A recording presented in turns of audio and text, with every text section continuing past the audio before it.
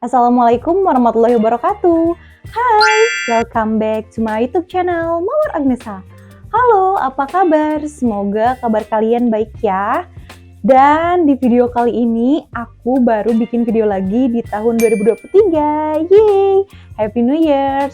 Buat kita semoga di tahun ini kita mendapatkan banyak kebaikan ya guys. Amin ya robbal alamin.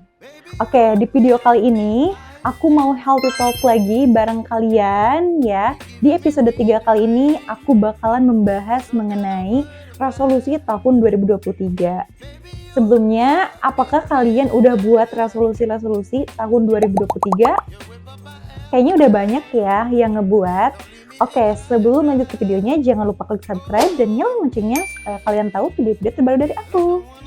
Nah, di sini aku bakalan membahas 5 soft skill yang wajib kalian punya untuk masa depan kalian cerah. Oke, yang pertama adalah komunikasi. Kenapa komunikasi? Karena sadar nggak sadar, kita tuh kayak apapun tuh ngobrol, ya nggak sih?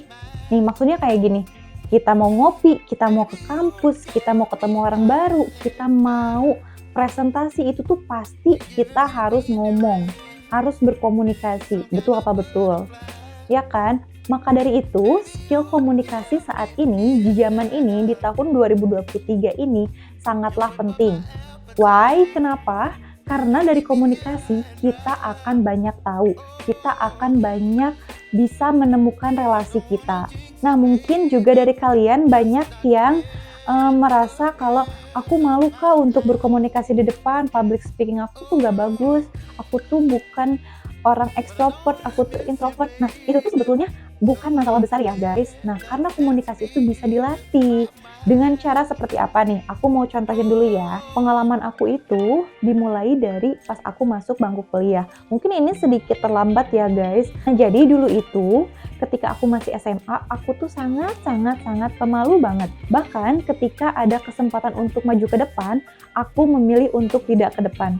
Karena jangankan untuk ke depan, ada disuruhnya aja atau ditunjuknya aja udah gemeter duluan. Karena pas aku masuk kuliah tuh kayak, wah aku lihat orang-orang tuh pada pinter ya, pada berani bertanya, pada berani mengungkapkan opini dia atau isi pikiran dia gitu ya. Suatu ketika ada kesempatan untuk menjadi seorang MC. Bayangin ya kalian, aku yang di depan aja malu, aku yang ke depan aja nggak mau, bahkan ngungkapin apapun, bertanya aku nggak berani, aku selalu diem aja. Aku memberanikan diri untuk bisa jadi MC. Di situ aku bener-bener pura-pura ya, aku pura-pura kayak gini nih, siapa yang mau jadi MC? Oh saya pak, boleh pak, saya pak. Padahal di dalam hati aku tuh nggak ada pengalaman sama sekali, nggak bisa ngomong, nggak tahu gimana nanti aku tremor parah ya. Dari situ tapi aku memberanikan diri lah, aku harus tanggung jawab ya. Nah dari situ ceritanya aku jadi MC lah. Dan bener dong guys ya, the first aku jadi MC tuh ada yang salah. Dan kesalahannya tuh menurut aku gede ya, aku lupa ngebukain acaranya. Bayangin, aku langsung tiba-tiba ngucapin rangkaian acara di situ. Dan itu tuh nggak apa-apa ya guys, kita harus memaklumi diri kita kalau itu tuh pertama kali. Tapi dari situ, dari kepura-puraan tadi, aku jadi bisa jadi MC. Aku jadi berani ngomong di depan, aku jadi mau terus mencoba, aku jadi mau terus ngomong di depan. Bahkan di kelas aja aku berani bertanya. Dan teman-teman aku mungkin ngira aku adalah orang yang pemberani. Padahal di SMK aku tuh sangat pemalu. Nah gitu ya. Oke, semoga itu menjadi inspirasi buat kalian ya. Nah yang kedua adalah berpikir kritis. Gimana sih caranya kita supaya bisa berpikir kritis? Nah, caranya itu adalah yang pertama yang bisa kalian gali adalah sering membaca. Sepengalaman aku tuh gak suka membaca ya guys, tapi aku harus terus melatih dong cara berpikir kritis aku. Nah, dengan cara apa? Dengan cara mendengarkan. Kalau kalian gak suka membaca, yang penting informasi-informasi itu masuk ke otak kalian gitu kan. Berarti kita bisa dengan mendengarkan, juga bisa dengan berdiskusi. Karena mau nggak mau saat kita berdiskusi dengan orang lain itu kita harus menjawab dan ikut dalam perbincangan tersebut ya. Jadi di situ otak kita cenderung dipaksa untuk terus berpikir. Cara lain, kalian juga bisa berbicara dengan teman kalian atau dengan relasi kalian mengenai topik apa yang sedang hangat diperbincangkan. Dan di situ kalian cari teman ngobrol yang bisa berbagi opini ya, berbagi opini, tidak hanya searah doang, kalian mendengarkan aja, tapi kalian juga harus mau mengungkapkan isi pikiran kalian. Misalkan kayak gini, aku tuh nggak setuju loh kalau ada demo, kenapa? Nah kalian ungkapin. Dan juga kalau misalkan ungkapan kalian itu ditolak, kalian jangan takut, jangan ngerasa marah. Karena kita itu perlu yang namanya mengasah otak dengan adanya penolakan dan penerimaan. Nah, di situ kita bisa berpikir jauh lebih kritis karena kita mendapatkan informasi yang baru. Nah, seperti itu ya. Juga tadi bisa ditambahin dengan kita memperbanyak relasi ya, terutama orang yang lebih tua dari kita. Nah, kita bisa ambil banyak pengalaman dari situ sehingga kita tidak harus mengalami pengalaman-pengalaman pahit atau pengalaman-pengalaman yang memang tidak mengenakan yang kita harus alami sendiri.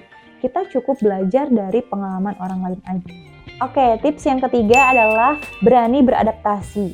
Nah, mau nggak mau, zaman itu semakin berkembang, ya nggak sih guys? Nah, kita itu dituntut untuk beradaptasi. Mau itu di lingkungan sosial media, mau itu di lingkungan nyata, kita itu harus dituntut untuk adaptasi.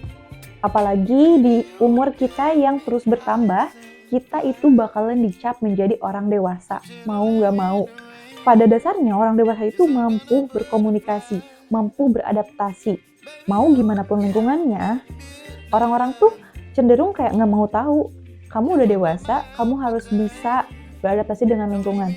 Nah, caranya untuk beradaptasi adalah dengan cara kita bisa ramah dan juga mau bertanya lebih dahulu. Nah, maksudnya itu kita itu tidak akan diterima di sebuah lingkungan jika kita saja tidak terbuka.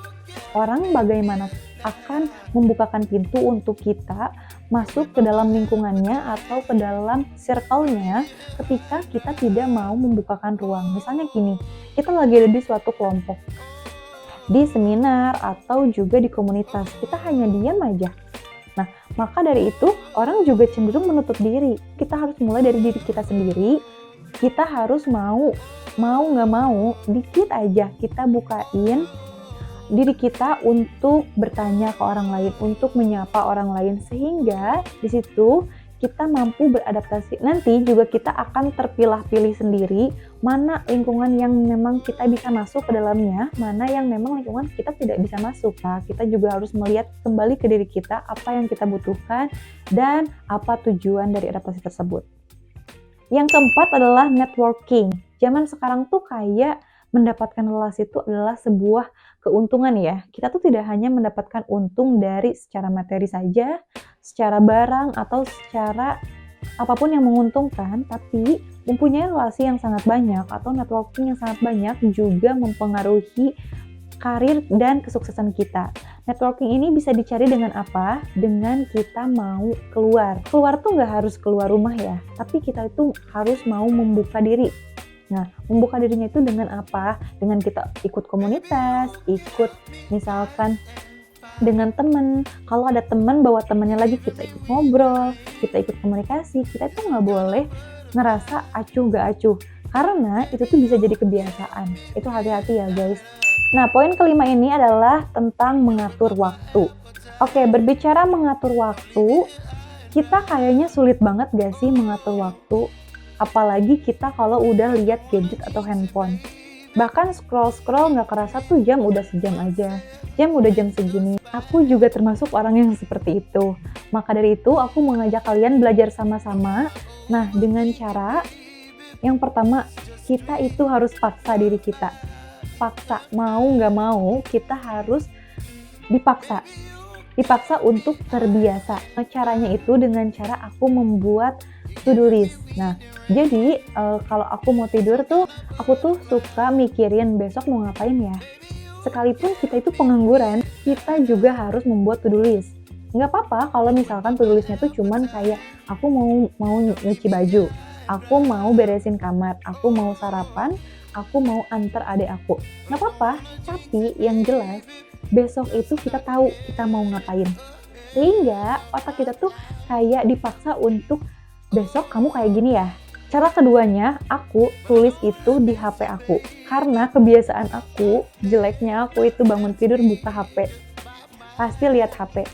Nah, maka dari itu, aku taruh si to-do list tadi di wallpaper HP aku. Dan dari situ aku bakalan ingat apa yang aku mau kerjakan gitu guys. Jadi mau nggak mau kita tuh harus kayak maksa taruh apapun yang kita mau lakuin di depan mata gitu. Karena HP adalah salah satu yang aku selalu lihat dan setiap waktu aku nggak lepas dari HP. Maka dari itu aku buat HP aku sebagai pengingat aku untuk melakukan hal-hal habit baik. Oke, sekian videonya. Terima kasih buat kalian yang masih nonton di akhir video ini. Semoga video ini bermanfaat buat kalian dan juga buat aku pribadi. See you in the next video. Bye-bye.